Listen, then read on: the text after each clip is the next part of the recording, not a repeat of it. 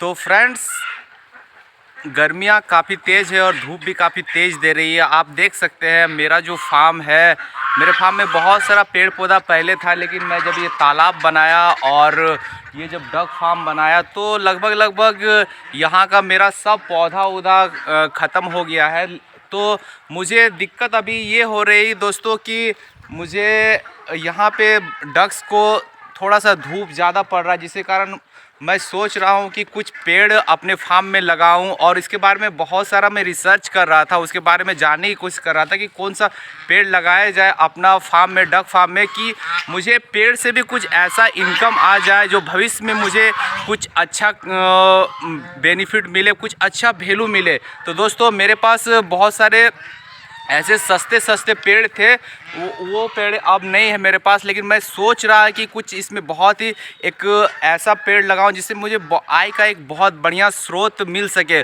तो दोस्तों, मैंने बहुत रिसर्च करने के बाद मुझे पता चला कि हमारे यहाँ अब चंदन की फार्मिंग की जाती है और ये अब लीगल फार्मिंग हो गया है और कोई भी चंदन का फार्मिंग कर सकता है। और दोस्तों, आप सभी दोस्तों को पता होगा कि चंदन कितना महंगा बिकता है और उसका कॉस्ट काफ़ी अच्छा होता है और उसका वैल्यू भी काफ़ी अच्छा मिलता है। तो दोस्तों, मैंने बहुत रिसर्च करने के बाद, बहुत खोजबीन करने के बाद मुझे एक फ्रेंड मिले हमारे यहाँ पे झारखंड में, जो धनबाद से ही काम करते हैं और चंदन फार्मिंग में वो पेड़ लगवाते हैं। तो मैं उनसे आज मिलने जा रहा हूं और उनसे मिलूंगा और पता करूंगा कि चंदन की फार्मिंग हम कर सकते हैं तो कैसे कर सकते हैं, और चंदन के पेड़ को कैसे लगाया जा सकता है, उसकी देख रेख कैसे की जाती है और उसकी मार्केटिंग कैसे की जाती है, और सच में क्या चंदन का फार्मिंग में जो लोग बोलते हैं लाखों करोड़ों रुपए बेनिफिट है, तो वो है। तो ये चीज़ हम पता करते हैं।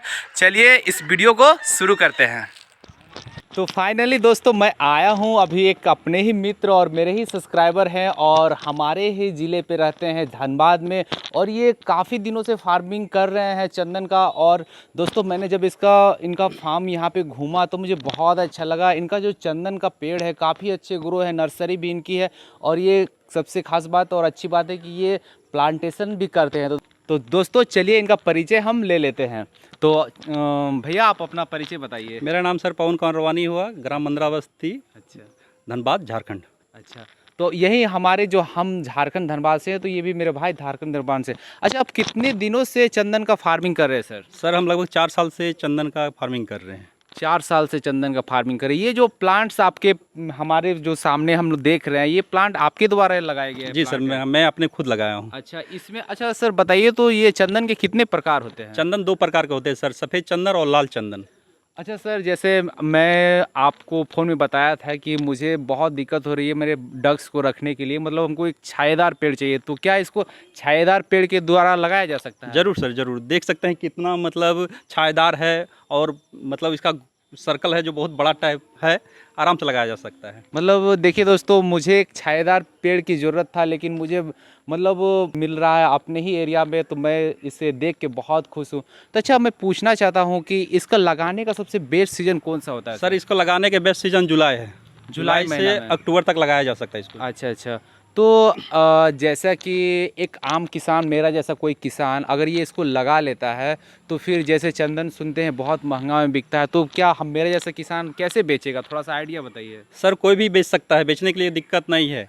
अभी चंदन का डिमांड लगभग 6000 से 8000 टन का डिमांड है, मगर हमारे पूरे भारत में मुश्किल से 400 से 500 टन का प्रोडक्शन हो पा रहा है। कोई भी किसान आराम से उगा सकता है बेचने के लिए। सर, इसका मार्केट है आपका Kerala forest department, Mysore central soap, Karnataka forest department, वहाँ इसका ऑक्शन होता है, वहाँ आराम से बेचा जा सकता है।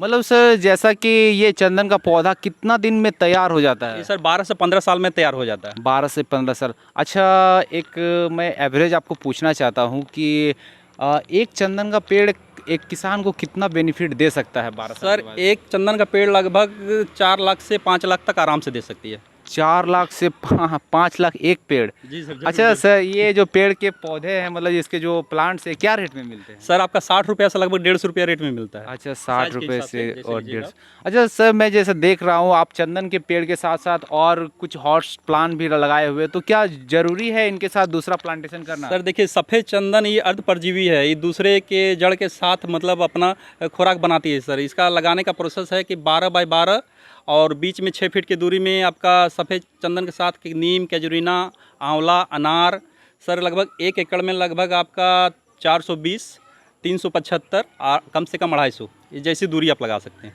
अच्छा, मतलब एक चंदन और उसके बीच में कोई और प्लांट डालना पड़ेगा होस्ट के लिए पे, आपके कहने का मतलब जी है? सर, जी सर, जी तो सर। ये दोनों प्लांट के बीच की दूरी कितनी होनी चाहिए लगभग? सर लगभग 6 फीट की दूरी होनी चाहिए। अच्छा, और चंदन से चंदन के बीच की दूरी? लगभग 12 फीट।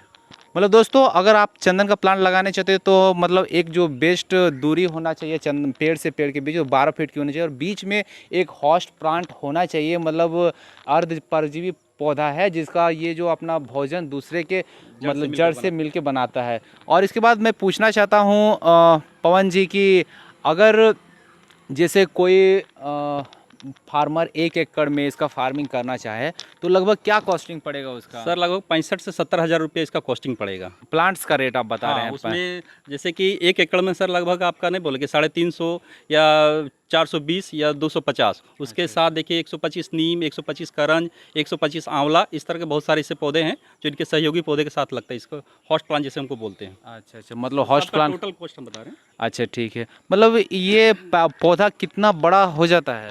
ये सर देख रहे हैं सर, हमारे बागान में जो पौधा है लगभग आपका 2.5 से 3 साल होने को चला है। ये अभी लगभग 12 से 15 फीट को हो चला है।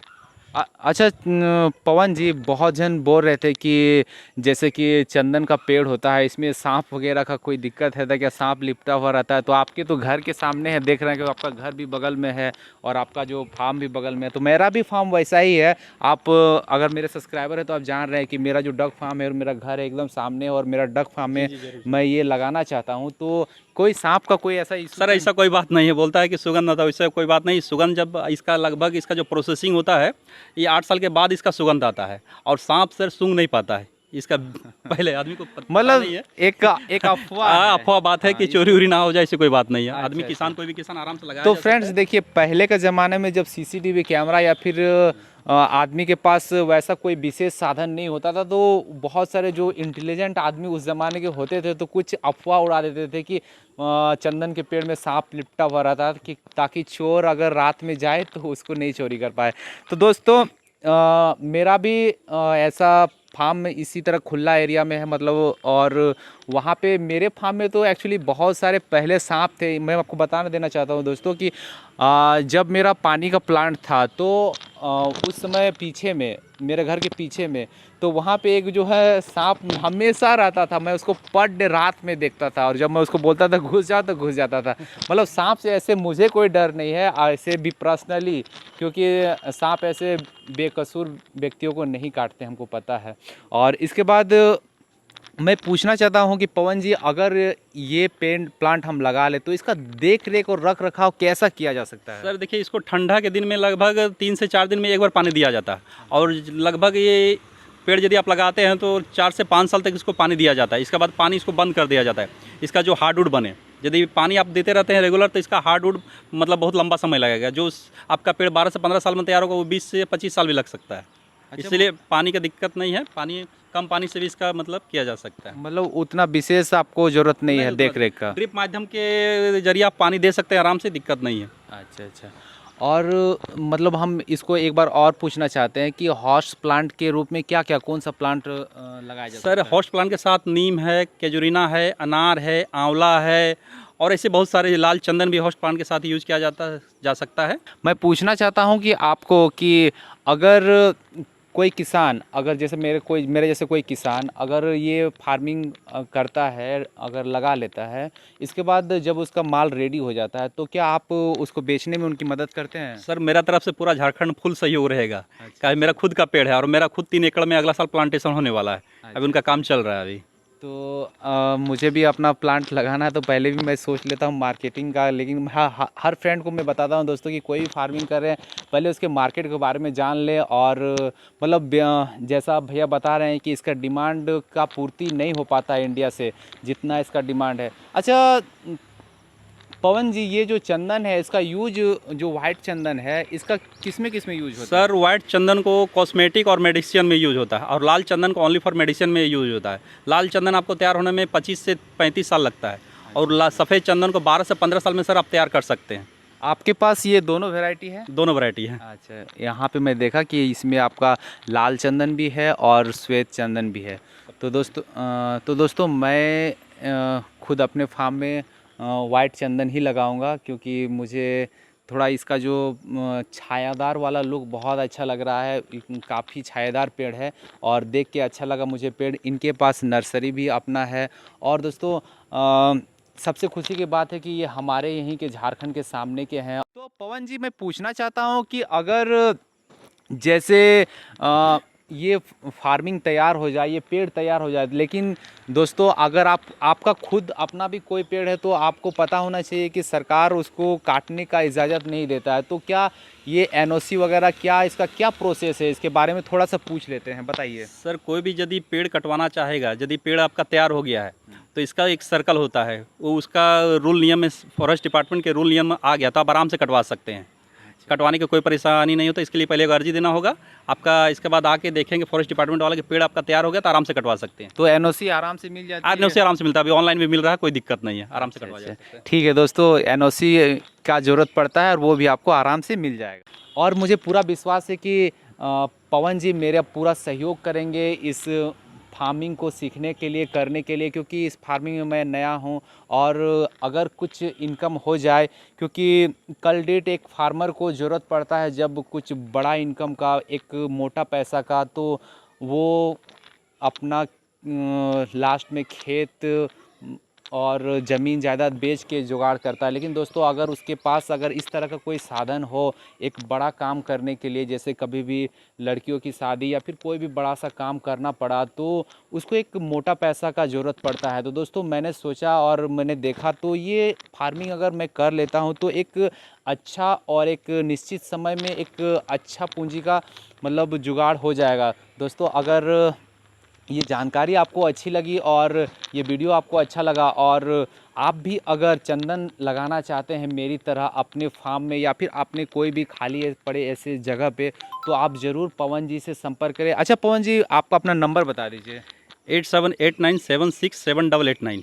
तो पवन जी का नंबर ये है, और मैं डिस्क्रिप्शन में इनका नंबर डाल भी दूंगा, और आप इनसे बात करके कोई ज़रूरी नहीं कि आप फार्मिंग ही कर लें, लेकिन आपको कोई भी जानकारी चाहिए और ये हमारे झारखंड से हैं, आपको पूरी तरह से मदद करेंगे। और इसके बाद मैं ये भी बताना चाहता हूँ आपको कि अगर यहाँ से आप प्लांट लेते हैं तो आपको 100% सपोर्ट होगा, और अगर आप यहाँ से प्लांट नहीं भी लेते हैं, आपको किसी तरह का कोई जानकारी भी चाहिए, तो ज़रूर आपको मैं और पवन जी पूरा सहयोग रहेगा, मेरा सहयोग रहेगा। तो थैंक यू दोस्तों, इस वीडियो को पूरा देखने के लिए आप सबका बहुत बहुत धन्यवाद।